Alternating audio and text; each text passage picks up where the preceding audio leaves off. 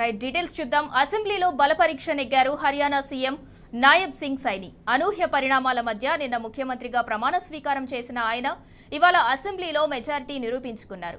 ముందుగానే తమకు 48 మంది ఎమ్మెల్యేల మద్దతు ఉన్నందున సైని బల పరీక్షను నెగ్గుతామని విశ్వాసం వ్యక్తం చేశారు. అన్నట్టుగానే 52 మంది సభ్యుల మద్దతుతో విశ్వాస పరీక్ష నుంచి గట్టెక్కారు. కాగా 90 అసెంబ్లీ స్థానాలు ఉన్న హర్యానాలో బీజేపీకి 41 సీట్లు ఉన్నాయి. 7 స్వతంత్రుల మద్దతు ఇస్తున్నారు. దీంతో పాటు మరో 4 బీజేపీ ఎమ్మెల్యేలు కొత్త ప్రభుత్వం వెంట నడిచారు. आप